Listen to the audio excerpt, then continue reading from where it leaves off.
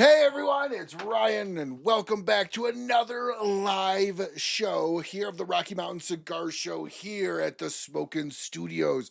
We have an absolutely fantastic guest, really good friend of the show, has been on once before, and we're going to get some updates and figure out what his year has been up to.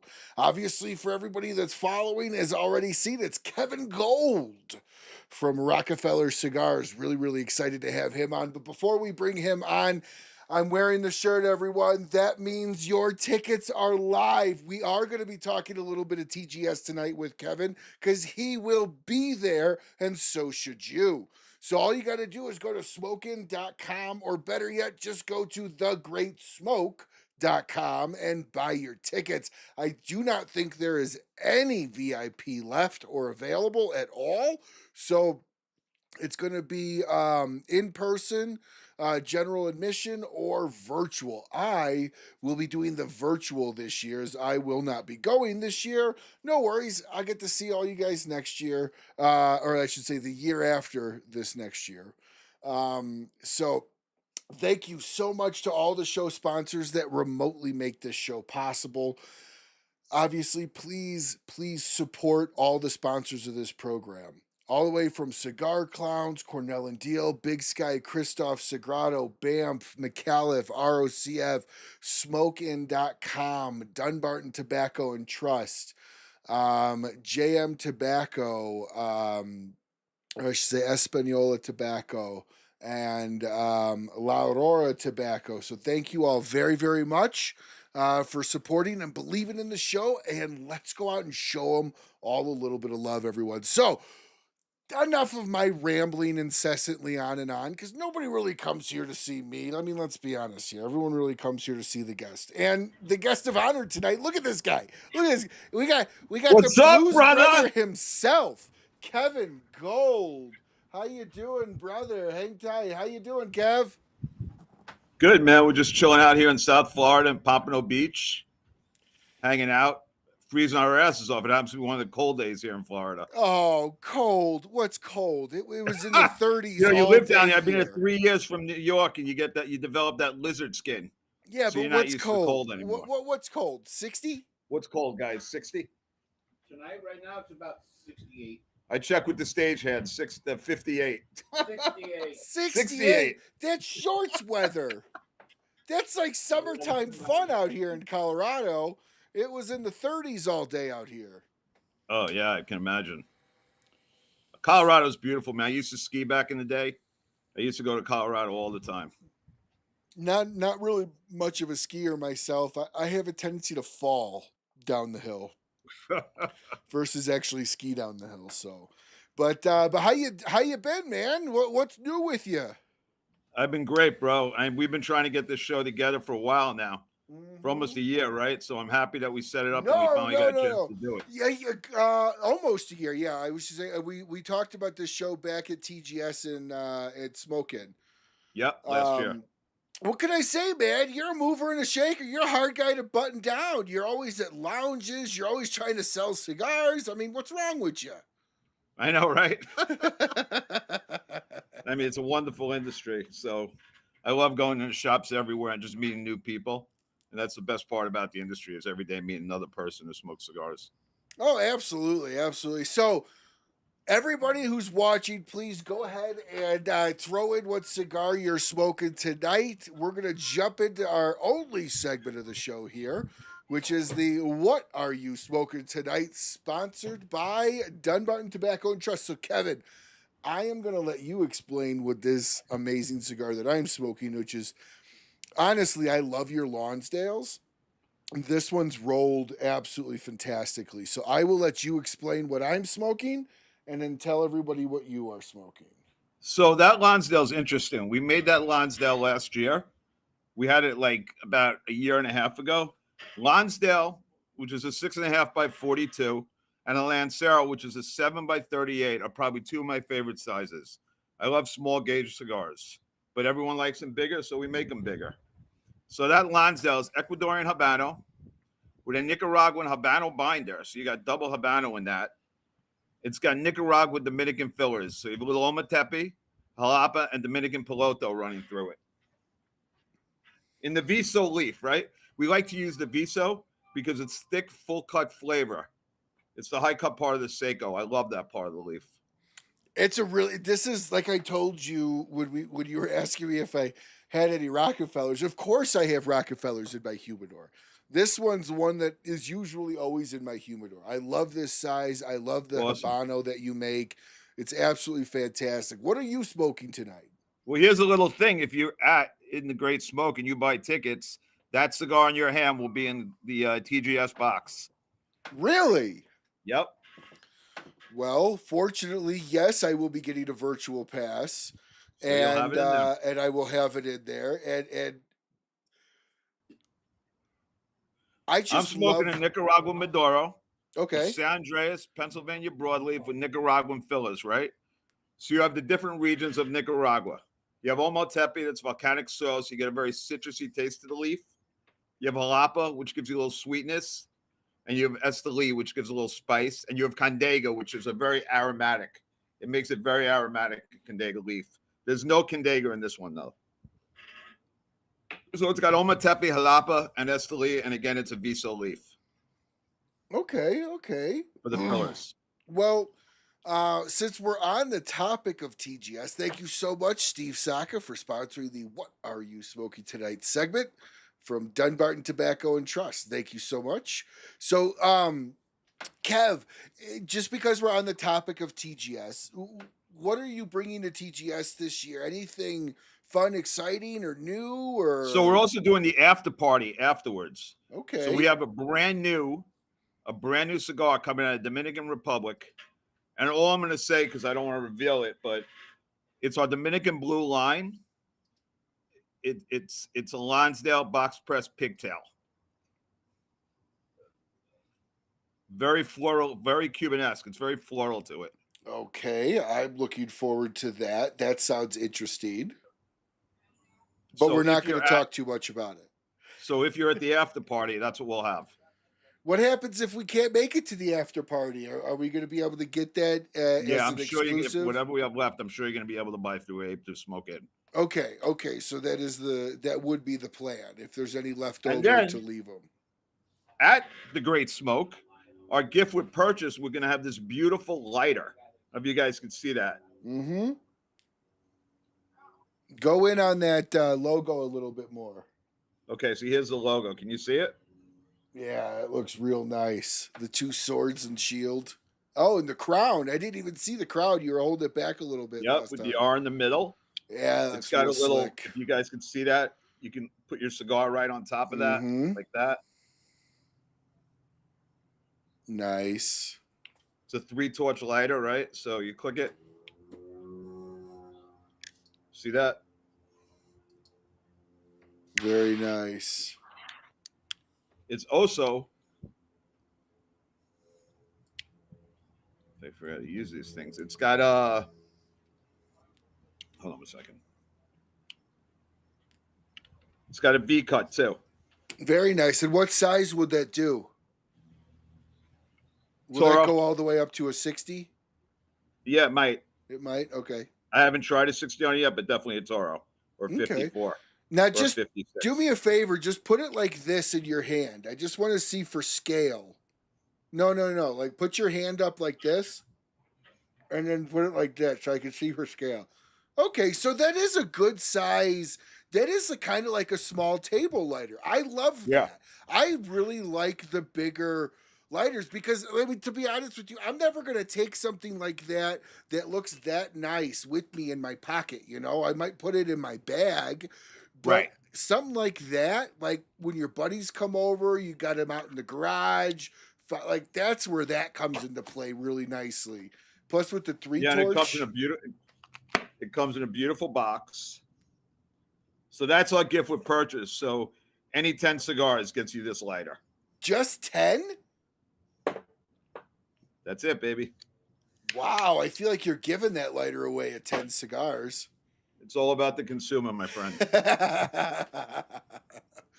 So, anything else coming down Or any box. Whatever box you get the lighter. So anything else coming out? Yes.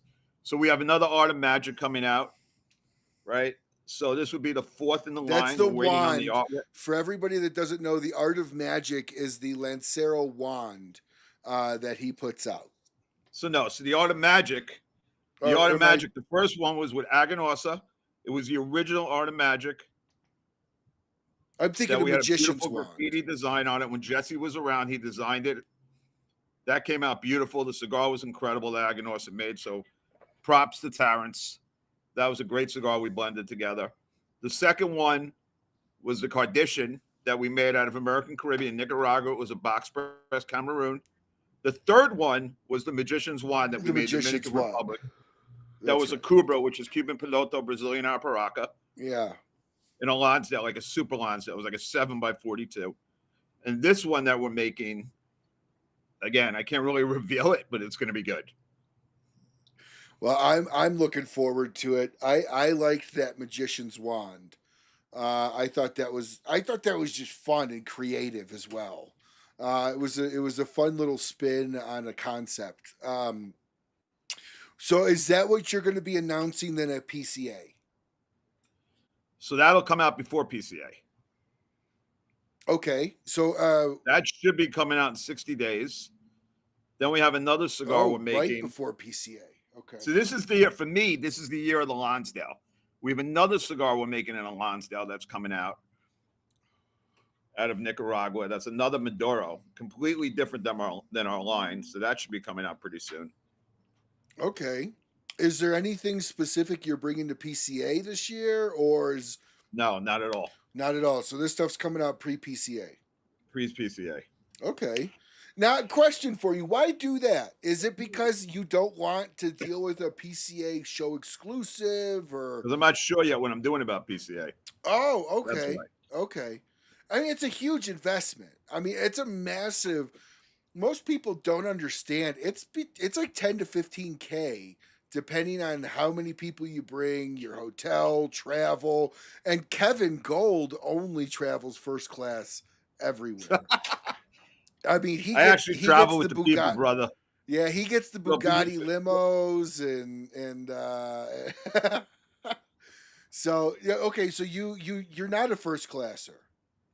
So let's take the glasses off. I got these glasses. So my buddy Scotty gave me these glasses because they're fucking cool. So I like wearing them. So are you a yeah, no, so listen, we go to Nicaragua. When we go to Nicaragua, some days you get cold water. Some days you don't have power. Some days you sleep on the floor. It doesn't matter, right? I travel where I got to go because I just want to get there. I don't care if I fucking sleep in a $60 hotel, a $200. It doesn't matter to me. Now, let me ask you a question. Is that mindset different from when you were a trader and from when you did stocks and trading? Because you're running your own business, it's on your own company's dime versus another corporate dime? No, when I was running trading, so I did a bunch of stuff. I ran trading for a while. I ran program trading at Schwab for a while. And I did a lot of high-risk going to countries with high-risk international gold sales. So did you fly first class for stuff like that? Absolutely not. Really? I figured if you were going 100%. international, they would have flown you first class. No, they didn't fly me anywhere. We flew there. No, right. So there was no international. Okay. There was no, we call up and say, listen, we're a diplomat. We're going there. No, we flew there when we were working out and making gold deals. Nope. Because the parts of the country we were going to was so high risk, it didn't matter. So then I'm sure some parts of these other countries for this tobacco stuff, it's kind of that same a little thrill at times with uprisings going on in Nicaragua and stuff, right? There's a big uprising. So here's what happened, right? So I was doing all that stuff. Then I get on a trading desk, right? I get on a trading desk and I'm bored out of my mind. I mean, I did a lot of entertaining, going around New York, entertaining customers because I love people, right? So then I'm on a trading desk bored. I'm like, how do I go back? I've always smoked cigars. I love cigars. That's how I go back. So, yes, I enjoy going to Nicaragua very much. I love Nicaragua. I love the people. They're very humble people. I love the Dominican Republic. That's where, the other factory we use is. So So yes. how's your overall year been? How kind of have you been going since COVID? I know COVID was amazing. Things kind of settled down. Depending on who you listen to, industries kind of up and down, hockey stick, whatever. And just curious, how are you seeing things? And how are you seeing kind of with your trading vision? How are you kind of seeing how the tobacco world is going to play this out? So COVID, so let's go back a little bit. So COVID was an incredible time and a bad Mm-hmm. time. Mm-hmm. But one thing about COVID, they had all these herfs where I met Kamish, various other people, right? They had all these different herfs. And I was on Zooms every night. And it was driving me crazy because I couldn't go anywhere, right? So I was stuck. And for me, I don't like that. I like to keep moving, you know what I mean? Keep going. Sure. So I was stuck. But I met great people. And I opened up great lounges because what I would do is I call them up and I say, listen, I know I can't smoke with you, but if I send you some cigars, can you get on a Zoom with me and we'll smoke them together? Right? So it's thinking out of the box a little bit. Sure. But I met some great people on those herfs to the point where when I finally did get to travel, and it didn't last long, believe me, next thing I knew, I'm in the car, I'm driving to TPE in 2020. I was in Chicago.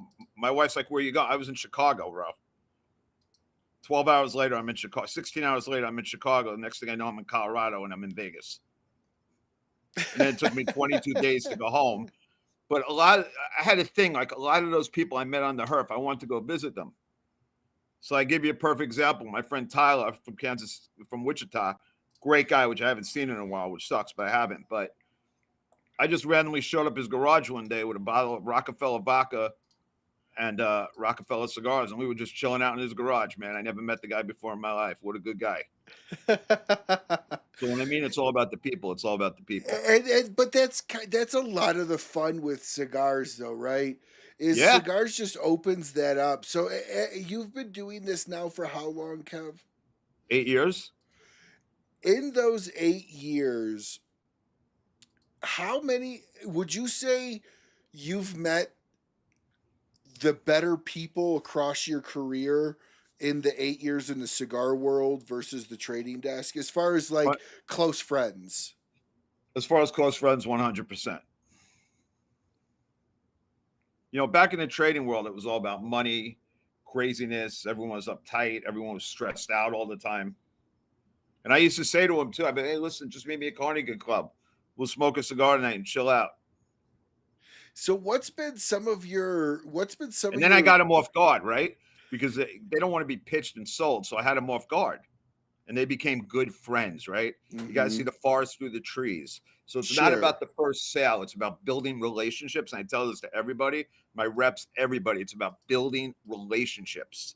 Of course. And keep coming back and building a rapport, especially with stores, right? Because there's a lot of guys who one and done and they fuck them and it's terrible.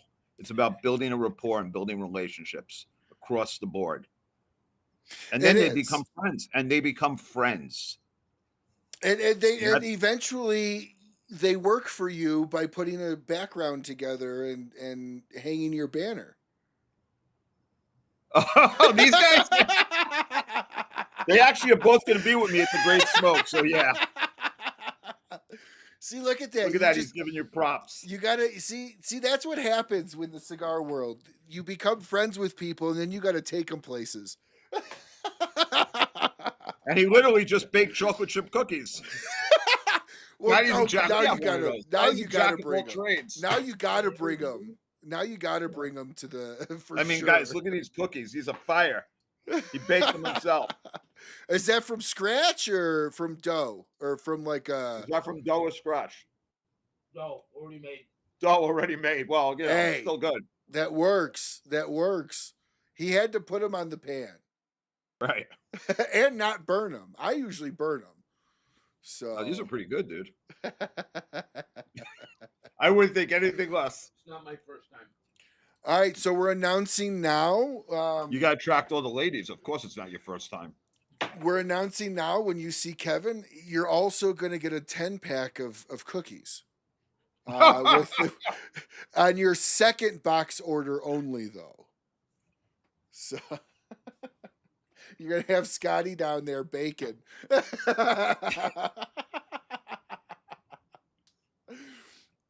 So how has your year been? So we're going through, and from what I'm hearing is there's ups and downs, and predominantly not as many cigars are being sold right now from when you look at the import numbers and everything. So visually, put your trader hat back on. Where do you see the tobacco world, and how have you been affected by that, or haven't you?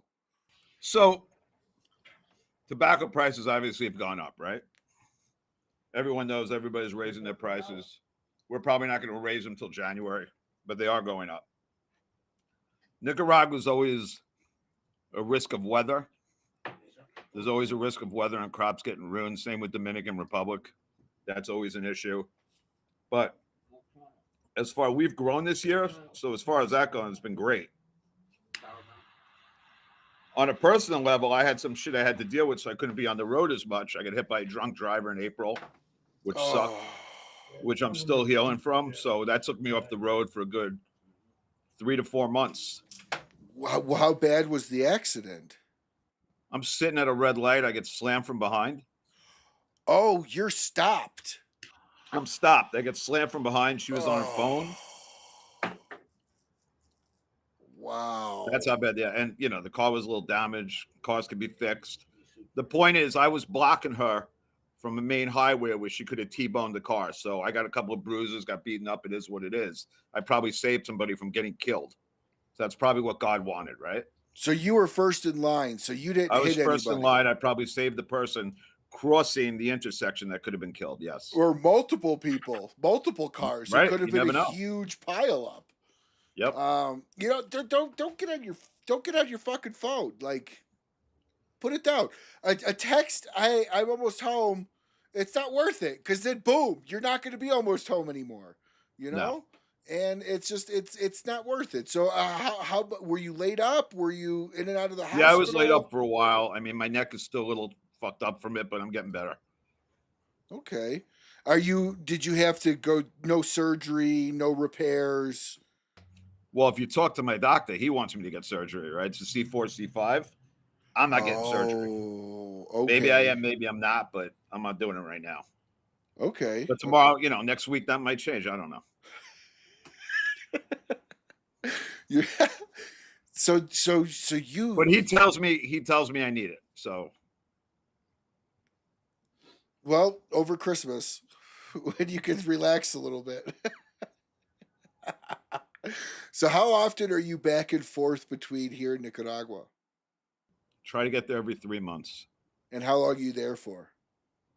Usually about a week, week and a half. And it was nice. Last time I was there, I went with Kamish and Harry from Harry's Habana Hut. I think that was in January we went. I know Kevin's been back since then, but I think it was January. And I got to go back to San Juan del Sur, which I love. I think it's beautiful. I was there back in 2018, and it's so different. It's been so built up. I really enjoy it. Now, are you... I often hear, you know, oh, I'm down there for a month, or I'm down there for 3 weeks, or... Do you feel when you're going down there for a week, I assume your time management has to be very strict. It's on point. Yes, my time management is completely on point. And so then what does Kevin's time in Nicaragua look like? So I get up, have breakfast, go to the factory, stay at the factory, go through quality control, make sure the cigars are in the aging room, aging right. I test draw a lot of cigars. I make sure there's no issues with any of the cigars. So it's more about quality control than anything else. We work on new blends, make sure the packaging is in order, make sure it got right from where the packaging came from. I have to be on top of everything. Now, for those of you that don't know, Kevin actually personally mouth draws most of the... No, I'm just totally kidding. So... Putting my glasses back on. Tell Go us ahead. What? tell us really quick about your quality control, because I love hearing about it. And honestly, I've heard some people explain what they do, and obviously I'm not going to name any names here. And I'm like, I don't know. I question how good of a job you're doing on that. So tell everybody what your quality control looks like. Consistency of the leaf first, right? Making sure the What does leaf that colors. mean? What does that So the mean? wrappers, I want the wrappers to match. I don't want to get some from another area that don't match the other wrappers. Okay. I want to make sure the drawer is clean. So there's no tight drawer. So the cigar is not plugged. I want to make sure when you take that cigar out of the cellophane that you're getting the experience that you're supposed to get. That if you were sitting in Nicaragua with me and we were going over the different leaves that you wanted to smoke through the fermentation process, and you're getting that feeling when you're in the factory and you're smoking that sample that I just rolled right off the table, that's what I want to come out, being aged for 60 days, sitting in the aging room after the wrapper's been aged for 18 to 24 months, and you're taking it out of that cellophane, and you feel like you're in Nicaragua enjoying the cigar. So you actually roll. You know how to No, roll. I don't roll. They roll, but I go to the But table. do you know how to roll? Could you put Yeah, one they taught me how together to for roll. yourself? Okay. So would you run yourself as like a blender at this point, or do you have a blender that you work with Yes, we and have you a just master blender in Nicaragua. His name is Juan Jose. His nickname is Lolito, right? He's fourth generation Cuban grower out of Pinar del Rio. That's where he came from. Same place as AJ. They're good friends. okay. Our Dominican blender is Victor de la Cruz. He was production manager at Davidoff during the 1980s when it was Tobacco Dom. So he's an incredible master blender. So when I sit down with them or I bring retailers with me to make a blend for them, because we have done that for retailers. Sure. And we tell them and explain exactly what we want to make and what we want to do. And then they do it, right? I truly believe that if I took this cigar and gave it to another master blender, it would not be the same cigar, even though he has all the same wrappers. Oh, I completely agree with you. And I mean, It's like sauce. It's yeah, completely different every time. absolutely. And even if you have the recipe, it's completely different. Especially if like your grandmother's making it, and then you go, "Here's my grandmother's recipe." You make it; it's never going to taste the same. Right. Because my dad's from Ocala, Florida. Everything my granny did had just a better flavor to it, regardless of if I did the exact same way. Right. Maybe is the way she put her hands in it, or what, I don't know, but it always tasted better. So, but that's a very good point, and I think a lot of people don't understand. There's not like this massive amount of thousands of varieties of tobacco that you guys are playing with, but it's all in how you piece the tobacco together, where you place it, how you construct it, put it in the middle. That, like you said, you take 6 tobaccos, give it to somebody else, and then give 6 tobaccos to your guy. It's going to be different. Could be a completely different cigar. Completely different cigar profile. And people tell me I'm crazy, and I'm like, you don't know what you're talking about. No, well, it's like when people ask me all the time, how do you get these flavors? How do you taste this? How do you taste that? And my first question to them is, how often do you smoke? Right. And if they say once a month, you could take Creole 98 seed and grow it in Dominican Republic, and you could take Creole 98 seed and grow it in Jalapa. You're going to have 2 different leaves. Totally different leaves, potentially even different strengths. Correct. Even though they're the same thing. It depends what priming of the leaf, but yes. And I tell people that are like really trying to pull these flavors, and I'm sure you run into it all the time. People probably ask you more than me. But and I ask them, how much do you smoke? And if they tell me once a month, I tell them it's probably your flavor profiles are probably never going to come out, because you just don't smoke enough. It's like drinking wine or bourbon. And, if I just give somebody a glass of bourbon that doesn't drink it, they're going to go, I taste heat, it burns. But if you give it to somebody that drinks it, they can hold it, swirl it, and they don't get that burn. So much of this is all the same stuff, just layered differently. Correct. How much? And that's the fun. Half the leaf. They're using a full leaf, 100%. And that's the fun of it, though, right? Like Yes. that's what keeps you going back for more, is because of the varieties of complexities with just a handful of different styles of tobacco that you can create with it. I tell the story all the time. When I first got down there, I thought I knew tobacco.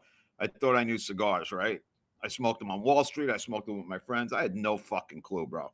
I kept my mouth shut and I learned. And over the years, my palate has tremendously developed because you compartmentalize the taste in your mouth.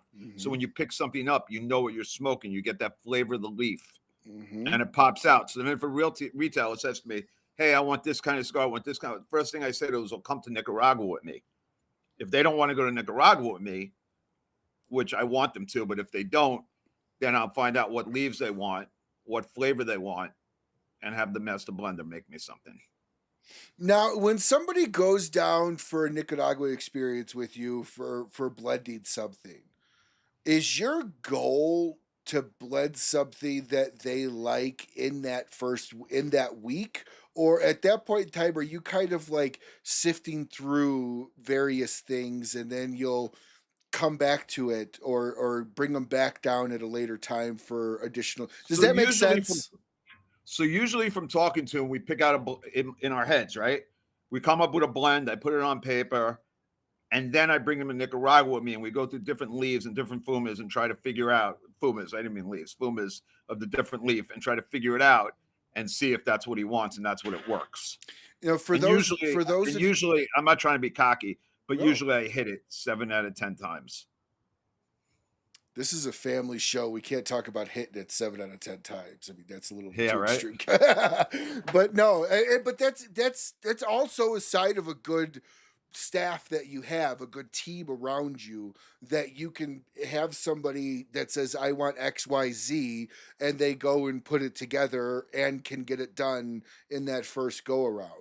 Right. That says a lot to your staff. For those of you that don't know it, because sometimes fuma is misused in the cigar world for like seconds or thirds. That's a good nose. So seconds, it's a good nose. Well, what Kevin's referring to as the fuma is a specific leaf rolled up all the way, just a single leaf fuma, and smoking it like that. Is that what you're referring to? Just tasting just the leaf? Yeah. Absolutely. So sometimes you can find cigars that are called fumas. That's not the case.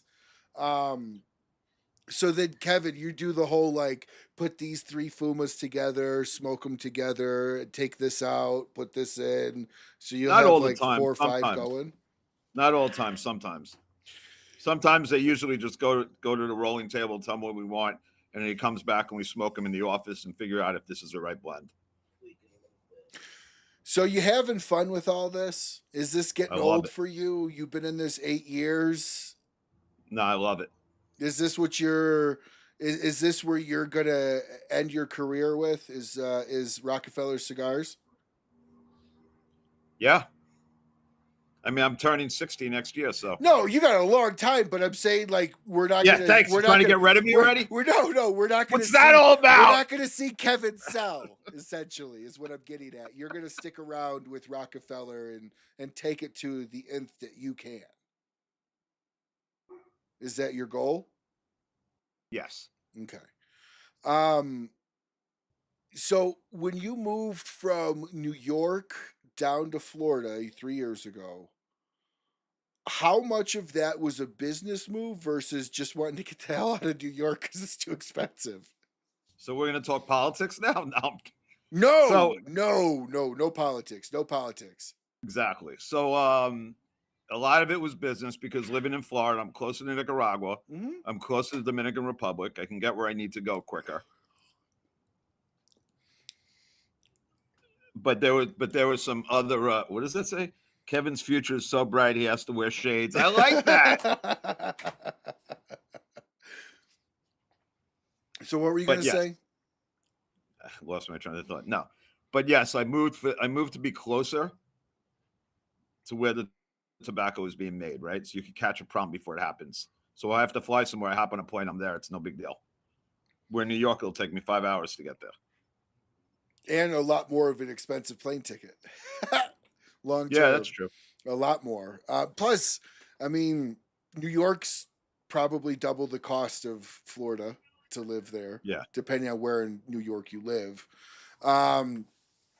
So I didn't where like how New York handled itself during the pandemic. Let's I put it don't that way. I don't think anybody did. That's really That's why a another lot reason of why I people left. left. Right. Same with California. A lot of people left California and went to New York or went to Florida over that too. Right. Where do you see, first off, are we going to get a 60th birthday cigar for Kevin No coming out? comment. Okay, so that's probably a yes. We just don't know what it's going to be. Knowing Kevin, would it be a 60 ring gauge? Okay, so we're gonna say yes to that. So let me just guess tobaccos. No, I'm just kidding. So he's already got his 60th ring gauge and his 60th birthday. Well, hey, come on. He's a guy at Crystal Ball or he's good at ESP, one or the other. Fucking mind fucking me, unreal. We won't go any further than that. But no, that's awesome. So where do you see? I mean, 8 years. That in itself is a big win in the cigar world because I don't know how many come around. Listen, when I 1 first year. started, people thought I wasn't going to make it past a year. Everybody does. I fucking love that. I love that. Then I'm not going to make it past 3 years. I love that. Keep going. So when people tell you stuff like that, how much of that is a driver for you, or do you just say "fuck off"? I'll see where I'm at. It's a driver. Do you get I like upset when people say stuff like that to you? No. No? I mean, I really don't. I'm from New York, right? I got thick skin. I don't give a fuck. That's true. That's true. You do. Right? The way you prove them right is by keep going. That's true. So where do you see Rockefeller 5 years from now? Where do you see Rockefeller 10 years from now? What's your kind of your goals, your plans? I know you So have we have them some laid visions to build up more internationally, out. right? We trademarked years ago, but we never pushed it. Okay. Because I feel like you have to have a firm foot on the ground first where you are. Sure. Right. So we stayed away from that with the FDA pulling back a little bit. I felt like internationally at the time when I wanted to do that was like a plan B in case something happened in the United States with the FDA. Okay. Right. So that didn't happen. So I stayed away from that for a little while. I think what we want to do is we want to make cigars and cater to new demographics besides the older demographics, the younger generation, Generation Z, right? The $1 million question is how do we get Generation Z to smoke cigars? When you were younger, you got a cigar, you're turning 18, you're turning 19. It's a form of sophistication. You got your suit, right? Back then, everybody wore suits, right? So I had a suit, had a cigar. I think for me, I smoked a lot of 858 and Toro Fuentes back in the day, right? And before I learned what boutique was and got so into boutiques, but a lot of Don Pepin. So like I felt like, hey, I've reached this level in my life. Now I'm smoking a cigar. I feel great, right? It's a form of success, in my opinion. So how do you get that next generation to smoke cigars? Because a lot of them don't. A lot of them don't think it's that great of a deal. Everybody's fighting the cigar industry. They're so big on marijuana, weed. They want, they'll spend whatever they got to do on that, but not cigars. Where cigars bring everybody together. It just doesn't make sense to me. So we're working on ways to hit that generation. And making them understand that smoking a cigar is not a bad thing. It's a sign of sophistication, a sign that you're growing up, a sign that, like we love donating to Cigars for Warriors. We love donating to people in the military. So because that's important. No, very much. Yeah, I completely agree. And the Latino generation, the young generation, smokes cigars. They do, but not so much the American as much as they can. But there are some that do. A lot do. So how are you envisioning going after the younger Gen Z? Because I've always been told and I've always read that your average premium cigar smoker is about 28 years old as far as when they start. I mean, I started when I was 19. My grandfather gave me a cigar, but that's a whole different story.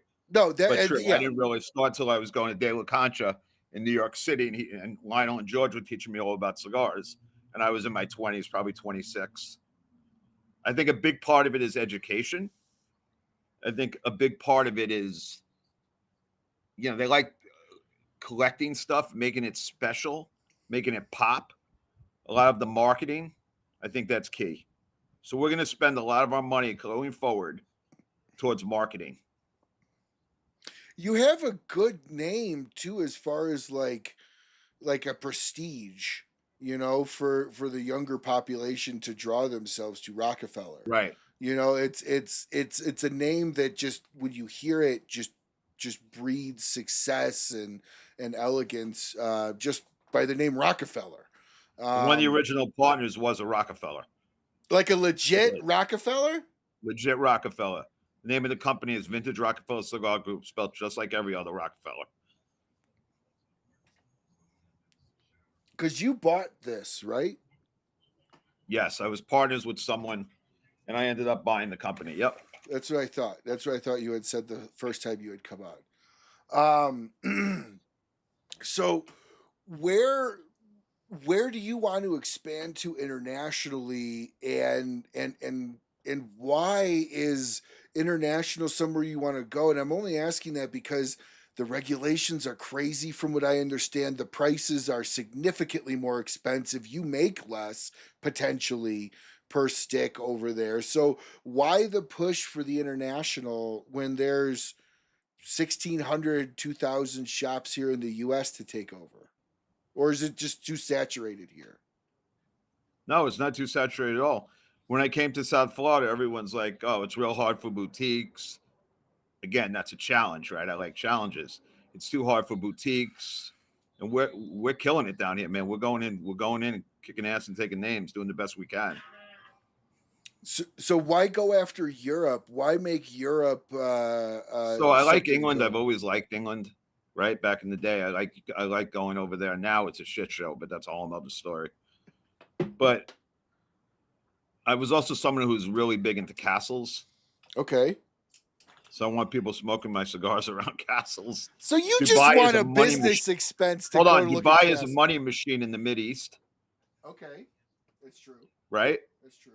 So that's another reason why, because there's a lot of money out there. A tremendous amount of investment banking comes out of Dubai. That's also very true. Yep. You just also wanted. I mean, the three top areas are Luxembourg, Dubai, and Singapore. You just want an excuse to write off a trip over there as much as you want. Yeah. I just better not chew gum and drop it on the floor in Singapore. That would be a problem. I don't understand. You forgot about the person who dropped gum in Singapore and they gave him 30 slashes in the back? I've never heard that. Is that for Google real? it. It's got to be somewhere in there, right, Mark? Is that for real? Right? Remember somebody threw some gum somewhere? Yeah. That was the end? He got 30 lashings? Something like that, yep. Jeez. Don't hold me to the amount. That's a little extreme. Yeah, well. No, you're not. No, you're not. On the fucking podcast. So as you're going for world domination over in Europe and other various courses over the next 5 to 10 years, what does your expansion look like here in the States? How many shops are you currently in right now? So I want to expand. I don't have the number on hand how many I'm in, but around 200. I want to expand further, probably to about 350, 400, 500. I don't want to just go to any shop, right? I want them to enjoy the cigars. I like to go to that shop, introduce the brand, right? I don't want to leave them high and dry. A lot of people do that. I don't want to do that. Well, it serves you no good. So it takes time to do that. Well, it also serves you no good because you don't make anything off the initial order, because you have to take into account acquisition costs, travel costs, Right. potentially, product Correct. to get out there, shipping.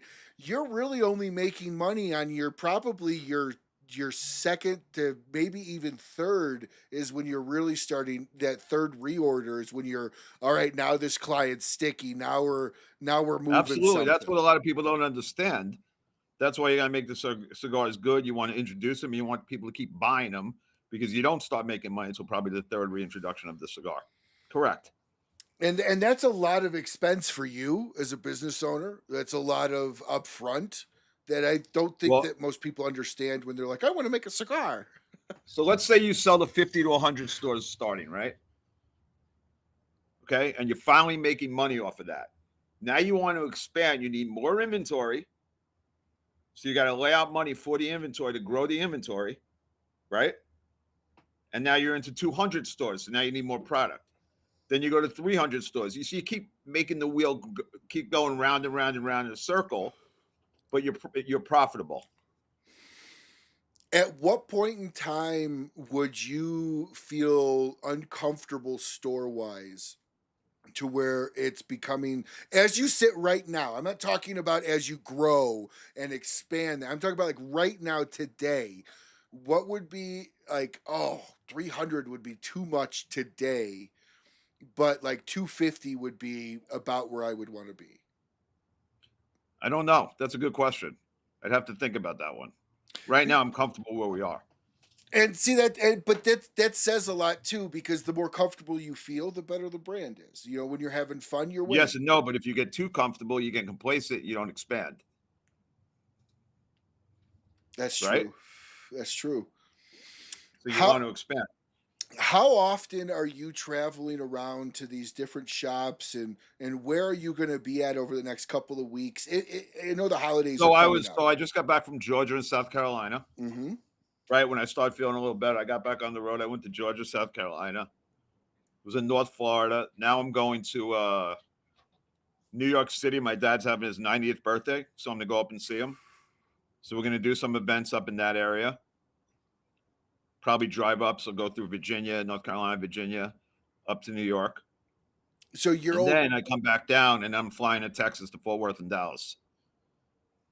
Wow. So how often are you home? Well, lately I've been home a while, right? Because I of wasn't the on the road, accident. right? But if you had no accident, how often are you home versus on the road? Not a lot. The worst part about that is missing my kids, but not a lot. Yeah. Well, I mean, you're crushing it, and you know what needs to do. You know what it takes to make it successful. Yeah. You know, and that's sometimes what it takes to make it successful is the hardest part. Yeah, Because you in gotta the sense sacrifice of a the lot. sacrifice, yeah. You know, for the hopes of by the time you're 70, you'll have a crew underneath you, and then you can just sit back on your chair and point. Yep. And you can tell Scotty to bring you a cookie.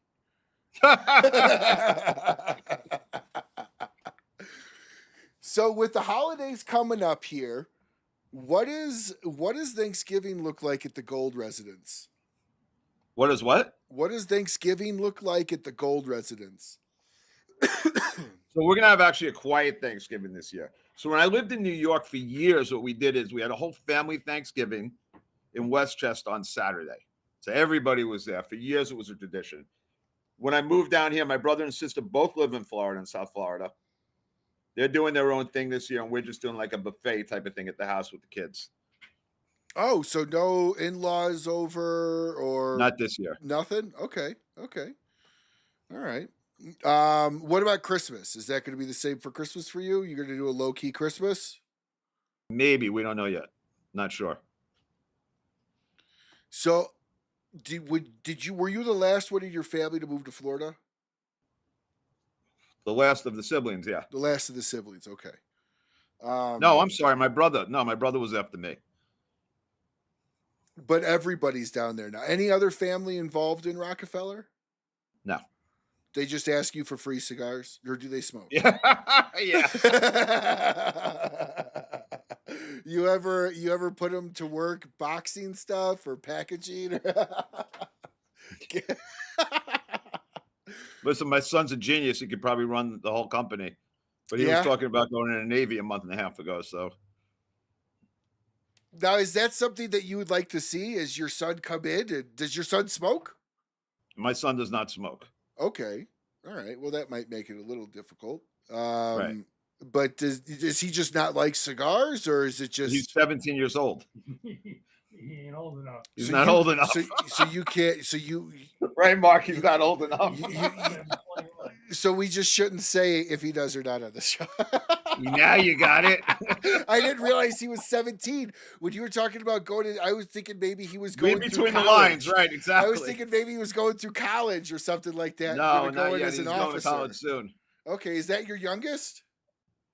No, I have a 12-year-old daughter who's going to be Okay. 13 on St. Patrick's Day. Wow, mine's 3.5 on Christmas. God So bless. I live in half years because I try to cherish as much in the smallest amount of time as possible. God bless, brother. So no, I love it. I love it. So you just, I didn't realize that your kids were that young. I started at 42. Well, I think I could do the math. I know you're gonna be 60. You started at 42. I know that, but I thought yeah, I guess I just thought I knew you had an older son. I guess I just thought he was older than 17. So is the Navy something that you're going to support him doing if he wants to go that 100%. route? If that's what he wants to do, yes. If No, that's what he wants. no encouraging him to go into trading or. He wants to be a lawyer. Oh shit! Well, that works out great for you. Have him go into corporate law. You get that free labor. No insider trading, bro. Yeah. How was your wife with all of this when you decided that you were going to start a cigar company? Because it required probably her to take up a lot with you traveling. So how did that go? How was that conversation versus now? Obviously, you guys are very profitable. Listen, she now. watches over my diamonds and she does a good job. She's the CEO of the house, right? I'm the CEO of my company. She's the CEO of the house. So what she says goes, and you don't get a choice of paint. Yeah, I don't fuck around with her when she makes a decision. But then at the end of the year, if the CEO does good, right? The CEO gets a bonus. Now, if she's listening to this, she's going to kill me. I'm fucking used to it already. My dad we always joke with my dad. My dad does not run the house as far as any styling. It's all my mom. My dad gets the basement. But anything that anybody can see first when they walk in the front door, he has no say over. And his bedroom is pink-ish. He says salmon, but we just know what that means. It's pinkish. But he just doesn't want to admit that he sleeps in a pink bedroom. And so we tease my mom about it all the time, how she's making a 67-year-old man who's retired sleep in a pink bedroom. Scott's still baking, apparently. Oh, baking? your He has to walk wife. food? Your wife. So Eileen. when I lived in New York City. Here's your wife, Kev. Eileen. When I lived in New York City, I had one room. It was completely all red. That was my office. Dead serious. Then I had. That's intense. Yeah, I ended up buying an apartment from a Russian guy named Felix Komarov. It's a long story. It's crazy. It's really crazy. Anybody can Google him. But the point is that I had one room that was all red. That was my office. Then I had a kitchen that was small, like a space capsule, with Versace and Fendi everywhere. It was incredible. It was the greatest conversation piece in the world. I meet a girl at the bar, take her up to my place. She'd be like, "The fuck is this?" You had leopard fucking doors, right? Leopard spin doors. It was unbelievable, bro. I'm not kidding. I know you're not. That's why I think it's funny. Leopard skin doors. So I bought it like that, and I left it alone as a conversation piece. It's certainly a conversation piece. Until I ran into someone who I was with for a while, and she's like, "We're changing this shit up." I'm like, "Yeah, let's change it up." So we ended up changing it up, and then it became a normal apartment. So But it was a blast the way it was the first time. what do you miss most about trading versus cigars? Like what's there something that you miss that is not in your everyday cigar world? So here we go. So I like finding hidden gems in trading, right? So like everyone looks at the AI space. Oh, it's too expensive, blah, blah, blah. And they start paying all these ridiculous prices for these stocks. And AI is a long tail trend, right? What that Oh yeah, means is big time. what that means is we're 18, 36 months out. I remember trading the video when it was $8 on Wall Street Yeah. back in the day. Yeah. $16 was one of the stocks we traded. But the point is there's hidden gems, right? So if that's traded 22, 30 times earnings, there's one sitting out there that nobody's looking at that's traded 15 times earnings that they missed, or the market's got a price wrong. And if you do your research, you find one of those. But remember, I was a gold trader. Mm-hmm. So tobacco's a commodity. Mm-hmm. With So inflation, prices always go up. But I loved trading gold because I knew that if I went to sleep at night, that the commodity would still be there in the morning. probably be Does that worth make more. sense? Yeah, it'd probably be worth more. You went to bed richer. You Well, there woke were up. times that, to trade gold, you have to have a stomach for it. Because the ups and downs and the swings back in I started trading coffee and cocoa with a guy named Howie Winkle who died when he was 31. Thin as a rail. The stress killed him. But those markets then moved like that. They moved viciously fast. And then eventually the S&P did that. So all the commodities markets move first. That's what people don't realize. So if gold sells off, the market's going to follow later on. If the metals sell off, the market's going to follow later on. Well, gold's been nothing but a run. Gold's been pretty bullish Gold's up over the 38%. last. Yeah. No, I agree. Well, it's up 4-5x from when I was in high school. Over that, I mean, it was. I remember. Okay, so this tells you whatever. I don't care. An ounce of pot used to be more valuable than an ounce of gold.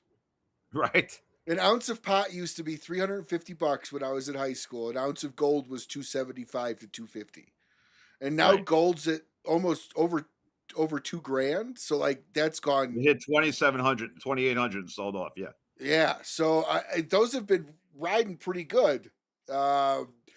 What has been? How have you converted that knowledge that you gained in that trading space over inside of the cigar world? Gold is better than money in the bank, correct? Correct. Tobacco's better than money in the bank. But you got to sell it. But it doesn't matter. If you're holding inventory, you're not going to lose. Does that make sense to you? I guess, but couldn't you sell So it at before a I got in loss? actually making cigars, if I didn't get into making cigars, I would have wanted to just buy tobacco. But I probably would have had to live in Nicaragua, work with a farm, and have a warehouse and just corner the market in certain tobaccos. Okay. Right? Supply and demand. Sure. Economics 101. Okay, so you're not talking about rolled cigars. You're talking about loose tobacco. Tobacco, the actual leaf. No. Yeah. No, Okay. I'm talking about the actual commodity. Okay. Yeah. No, that makes sense. And it, obviously, tobacco prices have gone up a significant amount too. And they'll always go up like everything else. The dollar is weak. You know why the dollar will never be backed by gold? Well, because if gold is 2,800 and the stock market is, I don't know, where is it now? 42,000, whatever it is. If you back the currency with gold, everything would revert back. Does that make sense? People would be jumping off of buildings because once the dollar is backed by gold, all the prices would revert back down. You have acid inflation, right? You have acid inflation. When a house was 10,000, yep. Now it's $1 million. It's the same fucking house. Yes, I see what you mean. 1968, a gallon of gas was 25 cents, 28 cents. Yeah. It's the same gallon of gas. You just need more dollars. Correct. Yeah, that was So if you Nixon's. back the currency with gold, first of all, it's not even enough gold to do it, but you would have to reset. And if you reset, everything would collapse. They wouldn't do it. So No, all these I never gold thought bugs, about they're that. going to back the currency with gold. No, they're not. So essentially, what you're saying is the currency would correct itself and the prices would plummet because it would be Correct. more strong. Right. So a Yep. $10,000, The purchasing $1 million. power of the dollar would go straight up, Yep. and all the asset classes would go straight down. Yeah, that would take a little bit of time to fix itself, but I still think that would probably come out better than where we are with this inflation. In the long term, it would be better, but in the near term, people wouldn't understand it, and people would be jumping off of buildings. No, yes. That's a little extreme, but that's exactly what it would look like. Well, it's the old stock market trader image, jumping out of the building because they just had a really bad trade or bad deal. So when you have you want to buy the market when you have dark pessimism. When everybody's petrified to buy it, you want to buy companies that have cash flow, that have value. When everything is crushed, that's when you want to buy it. When everyone's jumping and, jumping, blah. When strippers are telling you to buy Bitcoin, it's probably close to the top, right?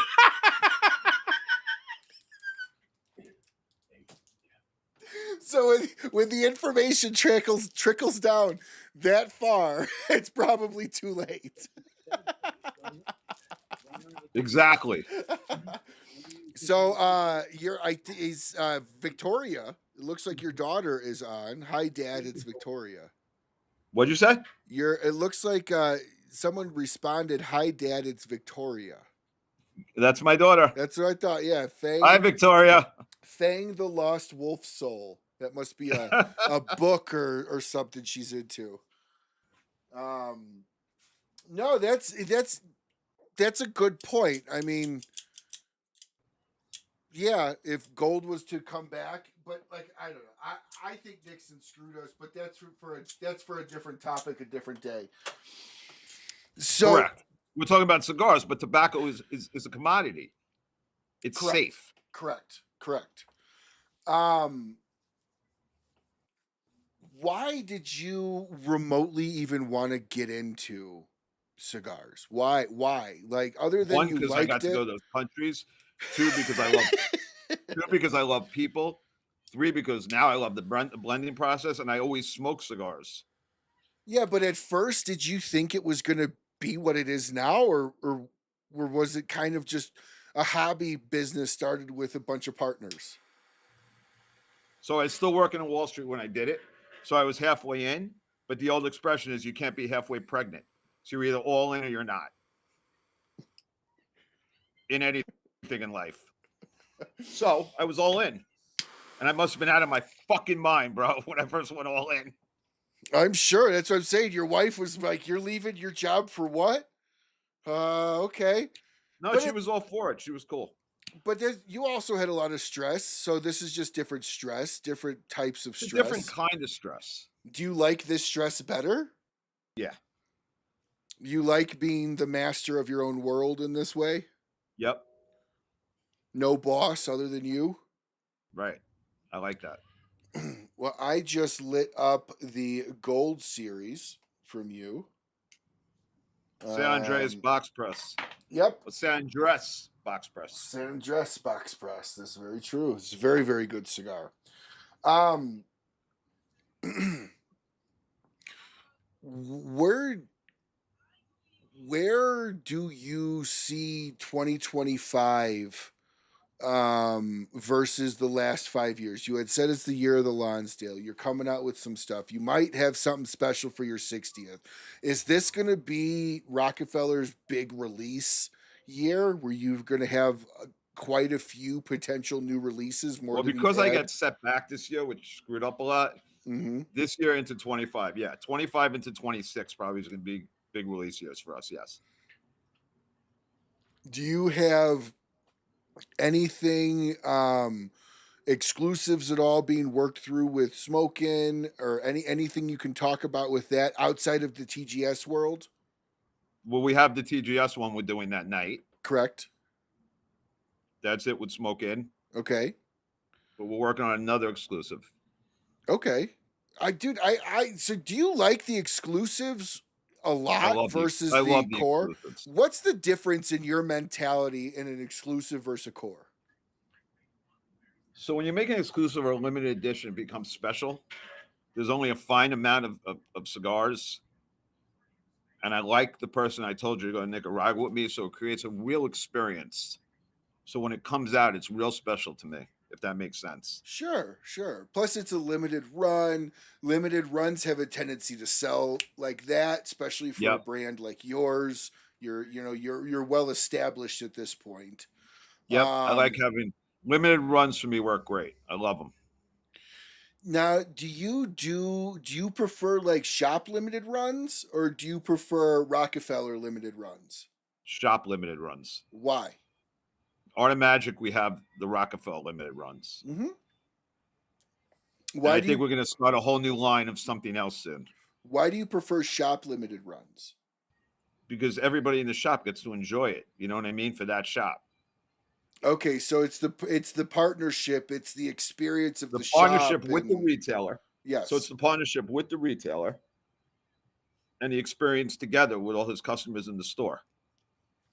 We just made one for Harry at Harry's Sabatica.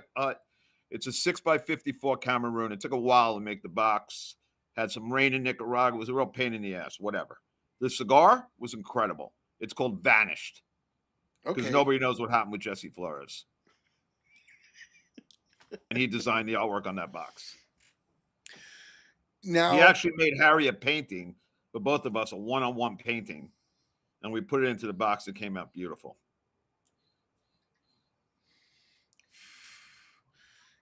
Do you like the shop exclusives also because they have a tendency to sell out quick versus having to get your exclusive out to 200 retailers? Because you're assuming if a shop is doing an exclusive, then all of their patrons know about the exclusive and probably want it. So in that sense, it sells faster for you too. Right. Both the same. Both are the same. I mean, I like when Rockefeller comes out with limited edition. Like we're doing the next Art of Magic. I'm really excited about that. What has been? I'm gonna get on the road and start talking about it very soon. What has been some of your favorite shop exclusives? And you don't have to go crazy into them. Just if there's potentially anything out there still, if you know of anywhere, you can throw some stuff out.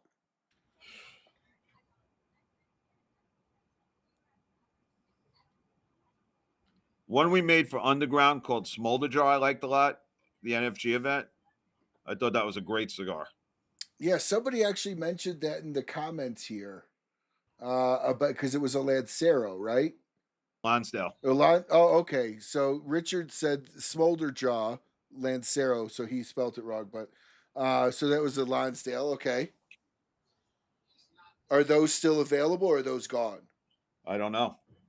I'm going to Texas in about 3 weeks, 4 weeks. They might still be available. He might have some still. The other one was the one we made for Harry before that for his birthday cigar. It was the Sumatra Box Press. And it was called 1972. That was a great cigar. He still might have some, probably not that many, but he might have some, which is an incredible cigar. I feel like the Sumatras 2 years ago, the Sumatra Rapa was a lot better than it is now. Oh, Richard says yes, they have them. Oh, good. So when you're coming out with stuff like this, do you set back X amount of boxes for yourself just for you to have in your own personal humidor? Yes. On average, when you put out an exclusive release or a shop exclusive, how many boxes do you typically keep for your own stash? 10. Wow. Okay, so you're keeping them potentially for like maybe a later release of a couple No, hundred. in case they need more, I have them, but I want to keep them anyway, just for my collection, right? So do you have a big home But walk-in they seem to humidor? go pretty quick. I never usually end up keeping them. I haven't even gotten a box yet of this Vanished cigar. I just shipped them right out to him. I never even got a box. He says he's holding one for me. So what does your humidor at home look like? Is it a big walk-in?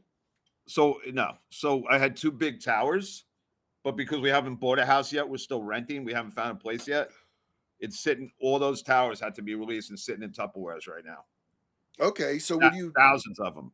But we have a warehouse down on Bird Road in Miami that we keep a lot of our cigars at. Okay, so when you do build a house, is your goal then to build like a nice walk-in or convert a Yep. closet or? I was going to do that in Long Island, New York, but we moved. Yep. Okay, so you're gonna do like a guy's room, like a basement, or you're gonna do like a man shed, like I have, where you do So like when an I was outdoor looking shed? at houses, I walked into this one house in Wellington, and his garage, he had a steel door. Now, he had a cigar company I didn't know online, but he had a steel door, so there was no noise from the outside coming in. Maybe he didn't like his wife yelling out. Who the hell knows, right? So he had a steel door. He had shelves. He had like the whole thing. It was incredible. The big couches, like the cockpit couches, Mm-hmm. the drink. It was great. Recliners.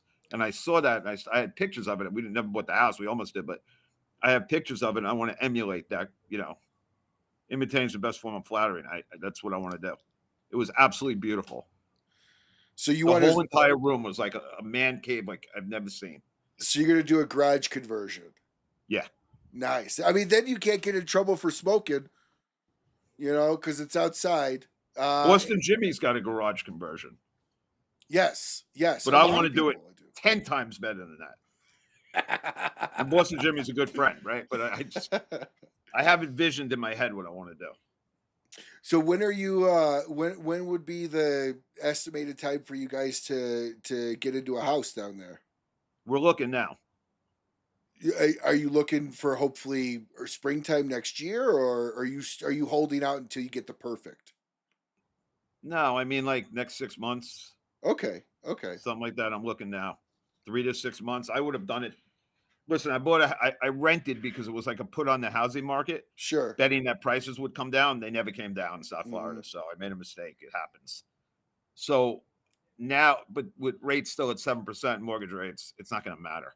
The inventory is picking up. It's not going to matter. They're not going anywhere. It's easy to go from 100,000 to 1 million. It's not easy to go from 1 million to 2 million. That's what people don't understand. Okay. That makes sense. Or from 300 to 700. But for 700, 1 million for? Yeah, I don't think so. Because you're looking at around a $5 to $10 million house, right? Isn't that what you're? Yeah. So is this going to be is your move to Florida it? You're there. You're in Florida. This is your forever state. For now, yeah. Okay, so you're not shutting the door to maybe moving to Arizona. I love Arizona. I think Arizona's amazing. I know. That's what I'm saying. It's either Florida or Arizona, the two big spots. Hi, Dad. It's Victoria. You're on YouTube now. What'd you say? You're on YouTube now. Yes, Victoria, I'm on YouTube now. Oh man. Well, I tell you, dude, I love your story. I think it's so fascinating how you left what I would assume is an incredibly robust career and left it to fulfill your own passions of cigars. Yes. And you did it without batting an eye. You didn't look back. And like you said, you cannonballed right into it.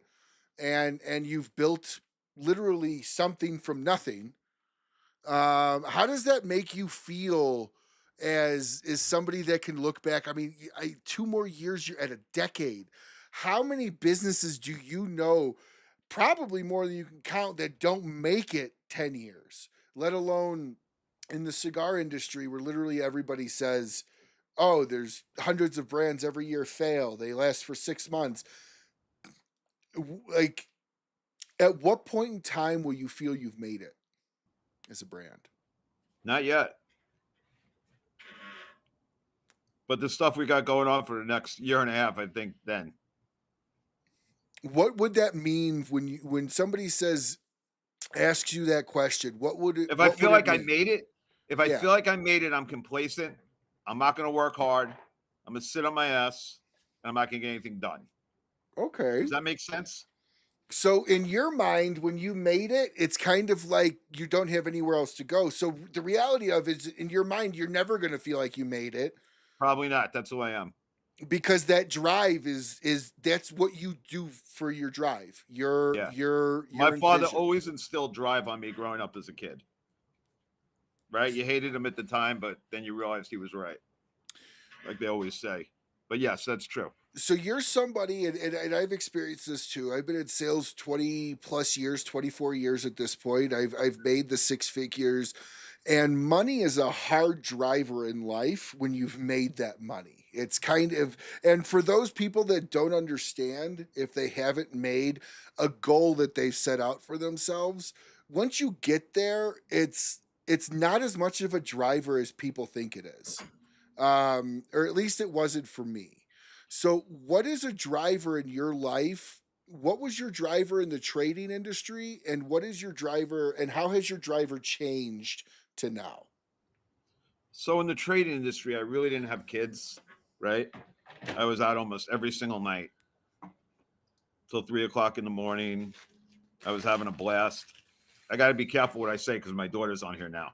But I feel like drive. I feel like going forward, like I said, I'll never feel like I made it probably because that's just who I am. I like helping, mentoring other people. For me, that's really important. I have a great belief in God, so I feel like God's with me all the time. And I don't have to make $1 zillion, but as long as my family's protected and they're taken care of, I'm happy. I'm good. You had I hope that answered your question about that. absolutely, and in fact, you led me into another question that I love talking about. You had mentioned you like to mentor people. Um, Define a mentor and then define a mentee. So mentee, I get a lot of people who come to me and ask me questions about gold because they know I mean, you could Google my name. They know me from that. They see it. They reach out to me, and I explain to them the risks and the rewards of trading. Right? With greed, it's run by two emotions: greed and fear.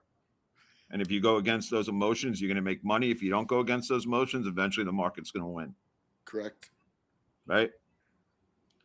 Mentor. I've had a lot of mentors in my life. Sad, one I knew for a very long time passed away after Hurricane Sandy hit in 2014. He was like a father to me in some ways. He was great. And he taught me a lot about life. He was a great man, rest his soul. And I would have to say one of the people to where I am today because of him.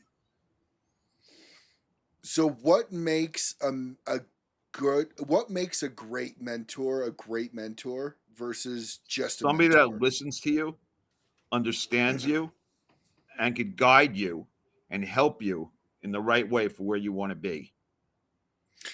Do you think a mentor should be able to tell you everything you don't want to hear? Yes. Do you think that's a requirement? It's called tough love, right? Mm-hmm. You got to be completely honest with a person. Nobody wants to be sugar-coated. You know what I mean? Pat him out. Oh, yeah, it feels good. It feels good. That's not the way it is, baby. Life's got up and downs. Life's like a winding road. It's how you make it through those tough times that you can enjoy the good times. And I I've would had tough agree. times in my life, and I've had good times in my life. I Thank would God. agree. If you're looking for a mentor, you're not looking for a coddle. You're Yeah. looking for somebody to tell you where you. I have avoided. I had a really big mentor of mine pass away this year, Bradley Reith over at Zeal Cigars, Right. on a motorcycle accident. Yeah, I know he is. And one of the things that I've had to learn is what has made a great mentor for me is if I avoid your call because I don't want to hear what I know I need to hear and what I know you're going to tell me.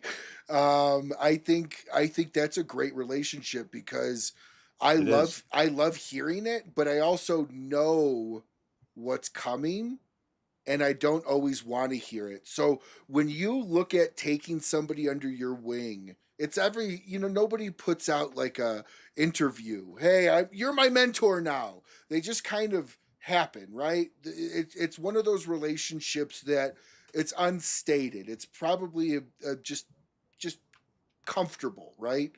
Right. So when somebody is feeling that way towards you and you're like, all right, this kid's coming at me, he's wanting to know, do you take steps to kind of lay out, all right, if we're going to go down this road with each other, we've got to have some understandings? Yes. And how do you position that relationship? What do you mean by position it? Meaning, okay, like for instance, I've told this story many times.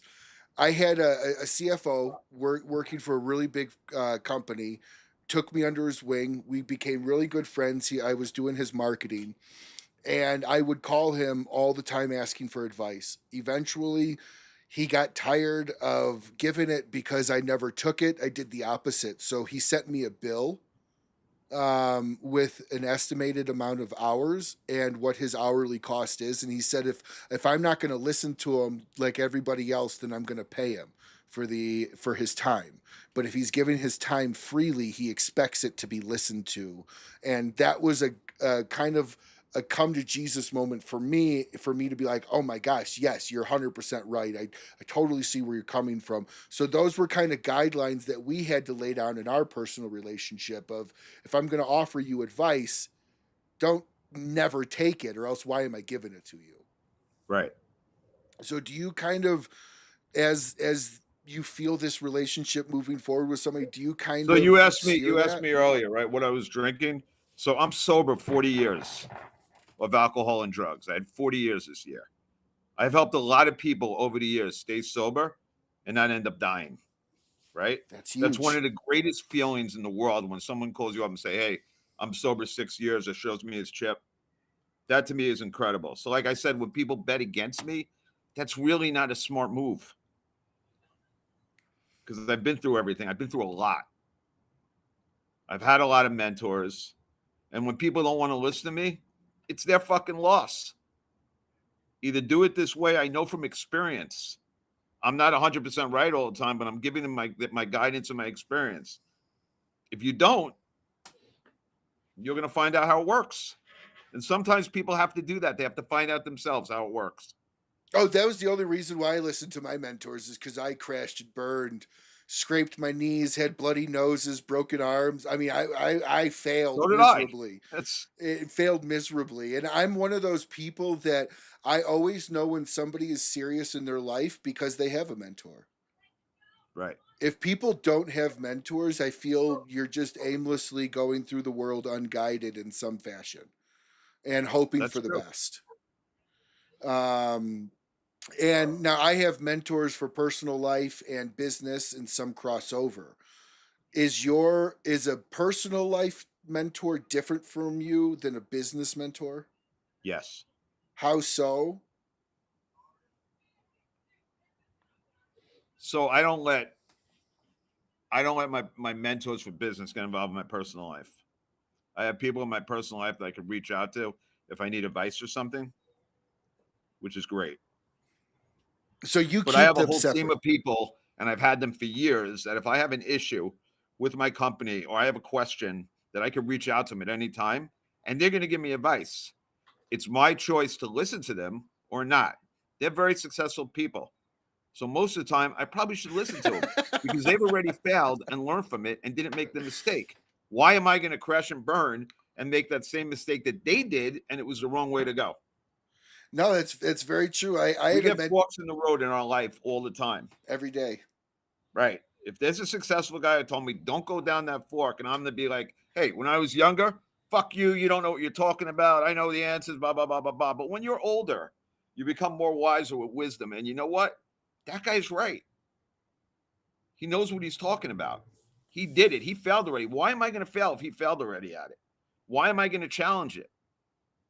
That's my nature, to challenge stuff. But why am I going to do that?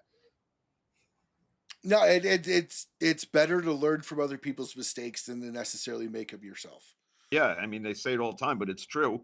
And you have to experience it. And of course, back when I was younger, I would make that same mistake. That's what we do.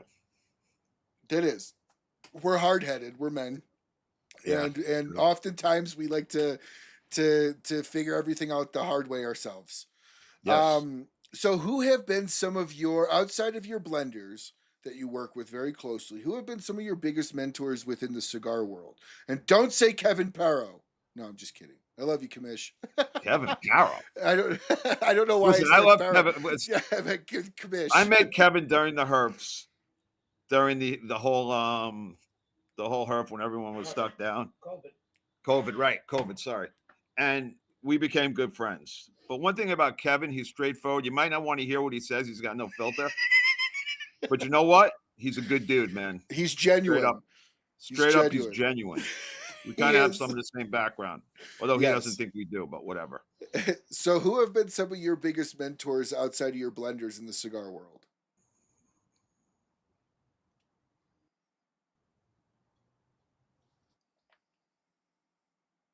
As far as, I don't know, I've always liked fucking Pete Johnson. I've always liked Tatawai Cigars. As far as like you being able to call somebody up and bounce an idea off of, or if without this person, Rockefeller wouldn't necessarily be where it would be. Without, and I'm not talking blenders, just didn't know if there was somebody in the cigar world that took you under their wing and kind of helped you. No, along. I did it all myself. See, that's also pretty rare. But I had business mentors that I always ran stuff by. And yeah, and business is business. It just kind of runs a little bit. They were cigar smokers. You wouldn't know them though, but they were cigar smokers. They were businessmen, cigar smokers, and ran some pretty big businesses. So I ran it by them. So that to me is just, that's so interesting that you don't have, outside of the blenders, nobody in the cigar world that you could point to and be like, boy. No, I mean, when I was first starting, some of of the people in American Caribbean, right, that worked over there, I ran stuff by them all the time. I had a team of people I ran stuff by, but again, they were smokers. They weren't actually someone in the industry. Okay, I see what you're saying. They just happen to be connoisseur businessmen. Yeah, listen, Harry's younger than me. I run stuff by Harry all the time. Harry's family is related to CAO, right? Mm-hmm. So he has tremendous tree into the whole cigar industry. Oh, for sure. So what were some of the brands that you smoked pre-Rockefeller on the Fuente. Fuente was a regular? Yeah, regular was Fuente. Don Pepin. Did you smoke a lot of the 858s? I guess I smoked some Skip Martin. I smoked some Drew Estate. I smoked some Tatawai for sure. Do you mainly just smoke Rockefeller right now? I can tell you the people I admire in the industry. No problem with that. Please. Yeah, go ahead. Who are some people that you look up to? George Padron. Okay. Have you had the opportunity? Did you ever get to meet him? Yeah. So, he didn't remember this, but when we talked about it, so I went in 2014 with a retailer down to IPCPR to help him out.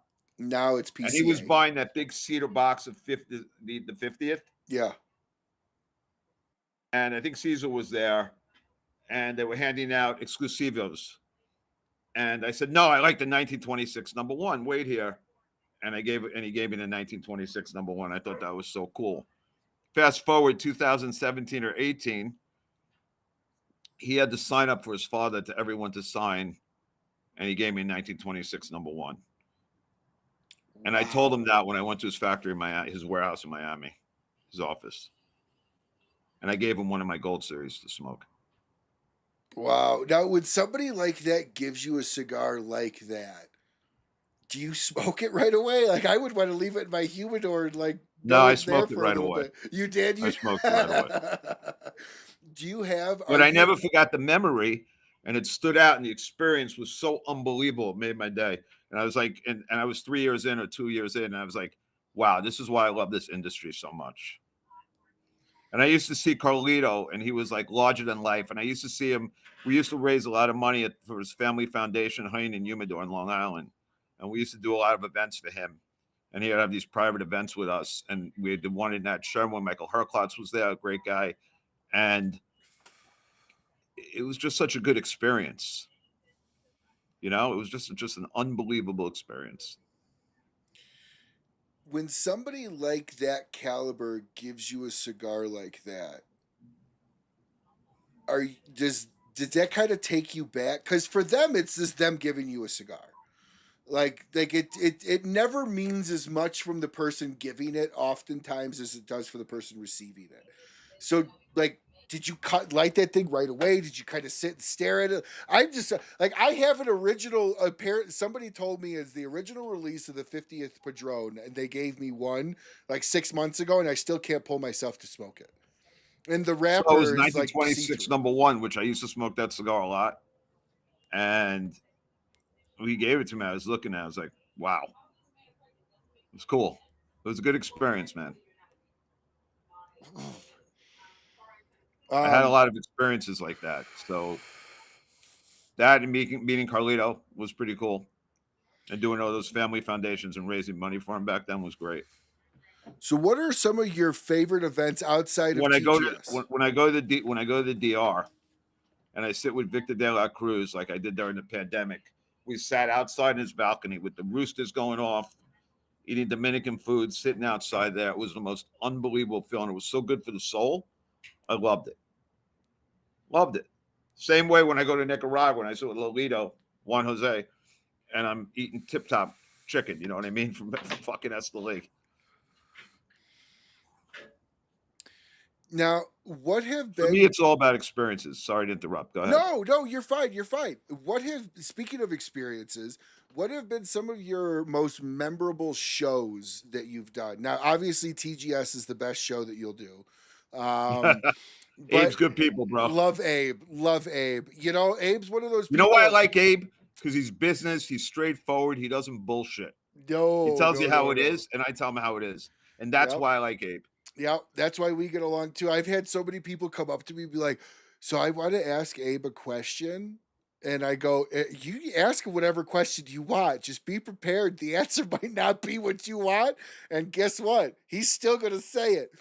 So when people are, oh, you know, how Yeah, is but that's like he's from Chicago. That's like New oh, York, totally. Chicago. Yeah, I'm from Straightforward. Chicago too. Yeah, south side of Chicago myself. Actually, not too far from where Abe was. What's his face over at Black Star Line is like 5 miles from my house where I Oh, grew cool. up. So what have been some of your favorite shows that you've done over the years and events that were like what was the first event where you were like, this is changing my company today? So the first event when we launched the cigar, we did at Carnegie Club in New York City. That was an incredible event Why? because it was cool. I was launching a new cigar. I just was in the industry, and I did 2 launches. I did one at my friend Steve Pinto's place at the time. It was called Cigar Boys Cigar Bar, and we launched it over there. And then we did it at Carnegie Club. And it was just a great experience to be able to launch a cigar in New York City, where I used to go, at the Carnegie Club on the West Side. It was just an amazing feeling. Sure. So I how loved it. when you launched this and you did your first event, obviously you're still living up in the New York area. You had a lot of shops in New York that you probably visited. Did these Right. shops start instantly like picking it up because you were you, or did you have to They had to fight get to to get know in? me because they didn't really care for the old partner, so they had to get to know me when I took it over. And we came out with the Nicaraguans, not the Dominicans at the time you had, because they're way upgrade from what they were. So they had to get to know me. But then once they got to know me, yes. So did you have any shops that you were such a frequent of that kind of just walked you right in? Huntington Humidor. Did those shops work out for you because obviously the Yeah, they clientele worked knew out. It you? worked out great. Are you still in your original shops? Yes, That's got to make you feel really good. it does. I mean, That's why I fly up to New York. that's got to make you feel like 8 years you've been in a shop. 8 years. I mean, that's not an easy feat. There's a ton of turnover in No, shops. and there's some shops we're not in anymore. Part of that's my fault because I couldn't get up there to do an event. You know what I mean? But And they like the owner, to be there. And but there's some that we are in still. Out of your original following of shops, are you still predominantly in most of them? Yes. That's awesome. I mean, Yeah, it feels good. that's got to be really good because And you know why? Because we built relationships. mhm, And remember, I told you in the beginning of the show, it's all about building relationships and seeing the forest through the trees. And if somebody has a problem with somebody, there's a bad cigar, they need another box, you give it to them because who the fuck cares? correct. It's part of doing business. It's part of doing business and you're building a relationship. I did the same thing on Wall Street. So, do you take the affect the customer is always right, or is it just easier to not argue? The customer's always right. That a boy. It's true. No, it's very true. It's very true. Um, so being in your original shops, you're still in the vast majority of them. What is when you walk into a humidor for the first time, or when you walk into a cigar lounge for the first time, what about that lounge says it's a Rockefeller lounge for you? What needs to be there?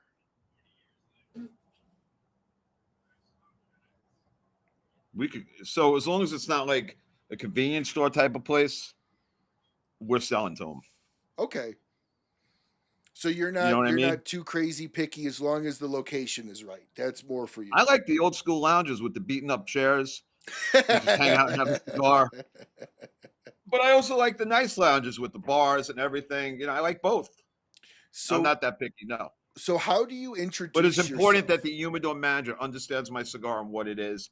And if not, I'll go teach the bartenders. I'll go do what I got to do to get them to understand what the cigar is and how it is. Yeah, because you can't just dump a cigar. You have to No, have that's them what it's also about, move building a it. relationship, right? So what would be something where would just turn you off of a lounge? I guess if they were smoking weed in the lounge. Okay, that's very valid. I didn't know that was potentially a thing, and I live here in Colorado, and you would think it would be if it was going to be. But so how do you introduce yourself when you go into a place for the first time? Do you walk around? Do you go, "Hey, I'm Kevin, owner"?